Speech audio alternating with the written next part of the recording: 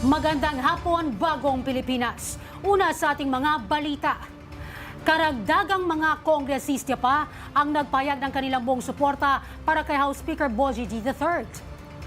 Anila, kaisa sila ng leader ng Kamara sa pagsusulong ng transparency, accountability at epektibong paggawa ng batas para sa bansa.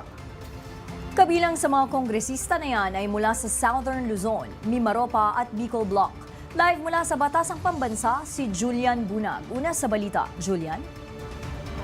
Mga kasama, tama nga kayo dyan, no? Karagdagang mga kongresista mula sa Bicol Region, Mimaropa at Southern Luzon ang nagdeklara ng kanilang maalab at buong suporta para sa lider ng Kamara. 42 kongresista mula sa Southern Luzon at Bicol Region ang lumagda sa Manifesto of Support para kay House Speaker Faustino Bogie D.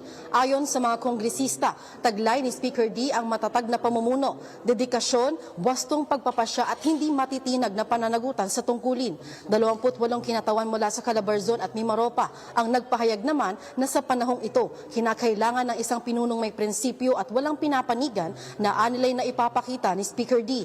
Habang 14 na miyembro mula sa Bicol Bloc ang nagpaabot din ng suporta sa pamumunong kanilang inilarawan na maaasahan, tapat at may malasakit.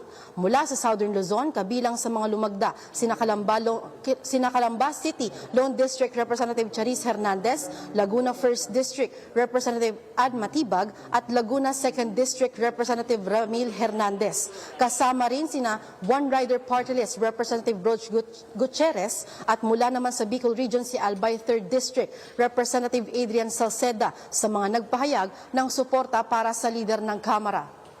Mga kasama, ayon pa nga sa mga kongresistang ito, ang patuloy na pamamalagi ni Speaker D bilang leader ng Kamara ang magpapalakas at magpapanumbalik sa kumpiyansa ng institusyon na kanilaan nilang patuloy na binubuo.